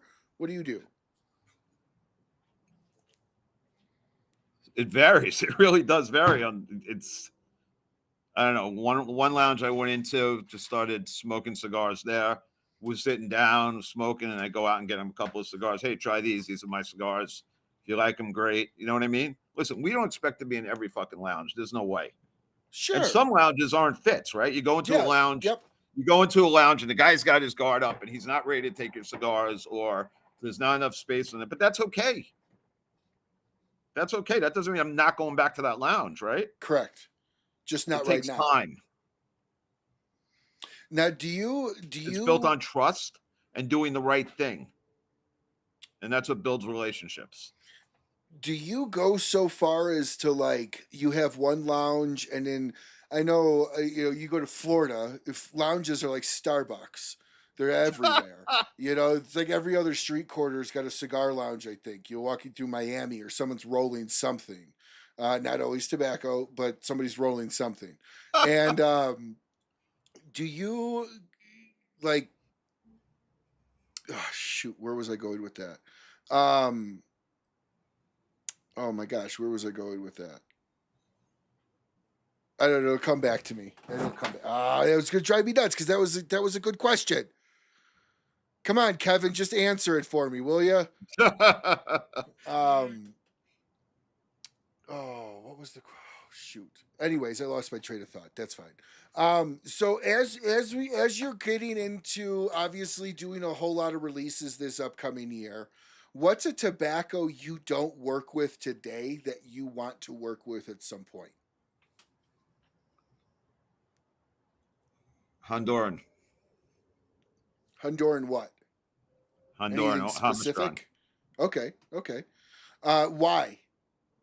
What Because I makes like that it. so special? I like a lot of the stuff that comes out of the Aurora factory. Okay. Is that tobacco you can get your hands on, or is that hard tobacco? No, I'd probably have to go to Honduras and work something out, but yeah. Okay. Is that going to be in the 60th? No, I'm just totally kidding. Kevin rolls his eyes. Shut up about that already. Is It's there? gonna be a picture of me on the cigar with the blue sunglasses. For all of you that don't remember, it's these. Those are sharp sunglasses. I'm Those are telling you, definitely man. sharp sunglasses. That's gonna be my new look. So Richard Beard asks, "What about Candela?" So our next cigar has Candela in it. Okay, so there you go, Richard. That's all I'm gonna say. There you go, Richard. Oh yes, Bruce. This is exactly what my question was going to be. Do you have like requirements where if a shop is a mile away from another shop that you sell to, you won't sell to that other shop? So I don't give anybody exclusive. I don't do that. So you don't do like radius? I do radius, but I don't give anyone exclusives. I sell to most shops. Okay. So just because they're a couple miles apart doesn't mean Rockefeller can't be at both. Well, a couple of miles, it depends. Every situation's different. Okay. So that's going to be that's going to rely on the quality of shop that you're working with. If they're a massive shop, and who I'm working with. Yeah, that's a huge Rockefeller shop. You're obviously going to give them, specialty over somebody else that's not. And that Richard, yeah, Kevin, hook me up. I'm sure Kevin has never heard anybody ask him to hook him up with cigars before. So when you go to a party, Kevin, when you go out with your non-cigar friends and they bring you cookies, are you expected? Your friend brought you cookie earlier. Your buddy Scotty. Sorry, that was pre-show. No, it wasn't. That was during the show. Scotty brought you. Still sitting out here. Do you are you kind of like that cigar guy that always has cigars that just people come up to and say, "Hey, let me get one"? Yeah, pretty much. Sharing is caring. What is your? I know your favorite size cigar. You had said Lonsdale Lancero, correct? Correct. What is your favorite cut? My favorite cut? Straight cut. Okay. These days I like pigtail. I'm just pulling it off. That's why I make pigtail cigars. Okay. Do you pick with your fingernail too? If you don't have a straight, I don't do. No. Since you don't drink alcohol anymore, what is your favorite blend or pairing? Dark espresso with a Maduro cigar. Oh wow, full power on both ends. Yep. Okay. What is your favorite body of a cigar? Remember? Oh, medium to full? Yeah. Medium to full. Medium to full. Lately, it's been more medium, though. Are you a retrohaler? Yeah, sometimes. Not all the time. Do you think retrohaling... Lately, it's interesting because lately I've been at the end of the night smoking in Connecticut. I know several people that start and it brings it down. I kind of like that, Yeah. But I've been smoking a lot of medium cigars lately. Yeah, and I really enjoy it. You get the full flavor in the medium. I kind of really like that. Richard Beard just moved over to the 660 Connecticut from you. Little bit ago. So I know a lot of people that smoke heavy in the morning and then wind it down more at night. Were you always medium to full? No, I was full mostly.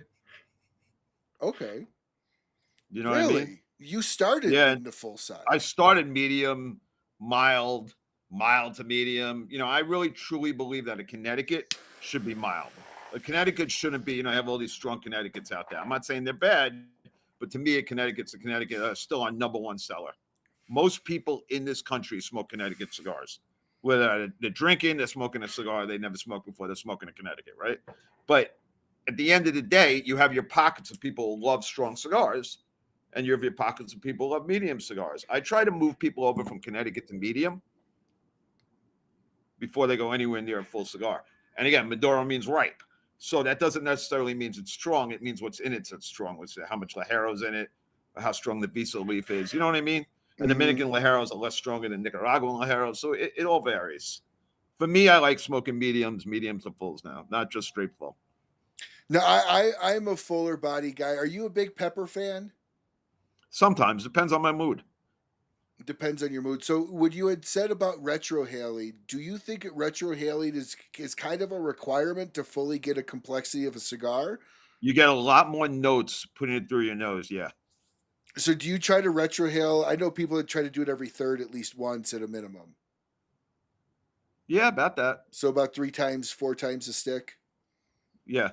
See, I love the retrohale. I love the You get sinuses. it's if you're not clogged, it gets you like it's like a different experience. Mm-hmm. You know what I mean? Yeah, it hits you different. And I asked about the I like pepper. chewing the smoke too. Oh, so you're okay. My uncle was a chewer. He lit the I cigar. get the flavors of the leaf when I chew the smoke. I can't explain it. No, I get it. My uncle would always light a cigar, but often it was only lit once, and then it looked like a straw after it'd been chewed on for about 20 minutes. So no, I totally understand that too. So what is what's harder for you to come up with? The blend or the name or the story behind the blend? So magic was because I was a magician when I was younger, Yep. right? So art of magic was easy. I always wanted to do a tribute to magic and cigars, right? What kind of That was magic did you do? sleight of hand magic. Okay, so like pickpocketing kind of. Yeah, like card magic. Okay, I so did it card all the time stuff. when I entertained on Wall Street. Yeah, I love that. So it varies, right? I like to come up with a name that has a good story behind it. I just don't like just to pop out a name there. What comes first, the blend or the name? For me, the blend. The blend, and then you figure out the name that fits it. Yep. Now, I asked you about the pepper because I don't think I've had one of your cigars that's a nasal crusher. I don't And have one that's by design, then, right? So you just don't like that real pepper punch. There's some pepper in our Dominican cigars, but not that much. But it's a mellow, it's a smooth pepper. It's nothing that's you're going to sit there and go, oh my gosh, No, I don't want anything like that. See, I like that stuff. I'm definitely a fan of that. So here in closing, Kev, kind of tell everybody why to choose you, why to give you a chance if they haven't smoked your stuff, and then everybody can go right onto smokin.com and get anything of Rockefeller outside of specific store exclusives, of course. Right. So yes, if you're jump not near over. any of our stores, you can go right onto Abe's site, smoke in, and get anything you want. So why He carries choose the whole you? line. If I'm at a lounge, convince the crowd, whoever's watching, to choose your stick over somebody else. Okay, so again, when you smoke a cigar, when you take that cigar out of the cellophane, I want you to feel like you're in Nicaragua with me. And a lot of times when I do events, sometimes I do a whole, not a speech, but I get into the whole story of Nicaragua, how the cigar's made, how long it sits before it goes into the curing barn, talk about the fermentation process. So I want them to understand it, right? So I just don't want them picking up a cigar, smoking, and putting down, not knowing what the hell they smoked. We put a lot of effort and a lot of time into our quality control. That's very important to me. So my stamp of approval is on every single cigar. And if it's not right, for some reason they are handmade, I'll make it up to them. I care about the consumer. I care about the industry. And for me, it's just a wonderful culture, the cigar industry. And we want everybody to share our cigars.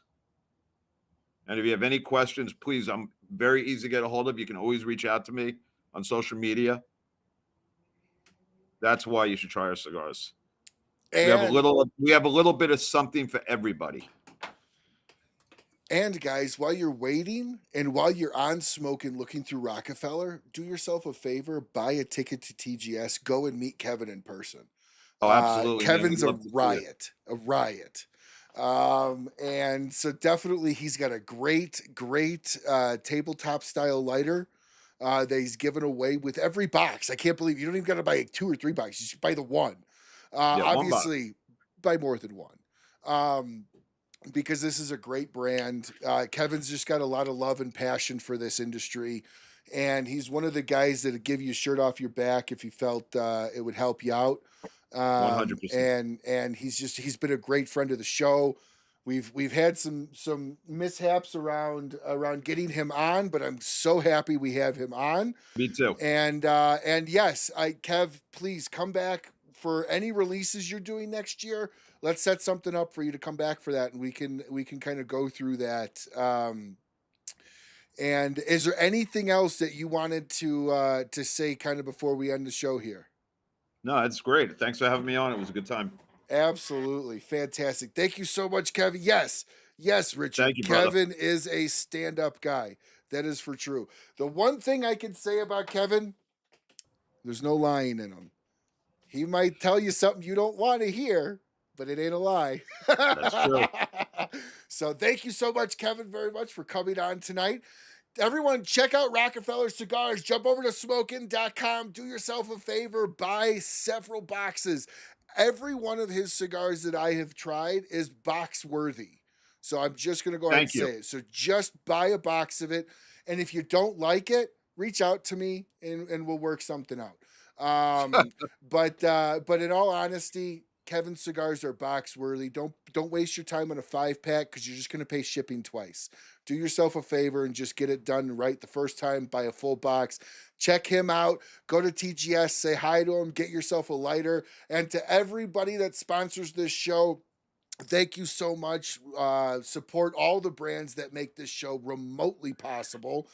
And oh, geez. Okay, we got to ask this. Kevin, do you want some banana bread? I don't know. Richard asked a question if you wanted banana bread. I don't know if Kevin wants banana bread. Yeah, where does that come from? Oh, yeah, definitely. Oh, that's from when we did an event in Virginia. Oh, okay. I just didn't know if he was like... Which actually was a great event. That was a good time, too. If he was going to come over with like a loaf of banana bread, just show up and give it to you. Hey, you never know. Sometimes, we've got some really, really good consumers here and customers that bring stuff. So it's all about the end consumer, my friend. Absolutely, absolutely. So until we see you again, this has been another live episode of the Rocky Mountain Cigar Show here at the Smokin' Studios. And until we see you again,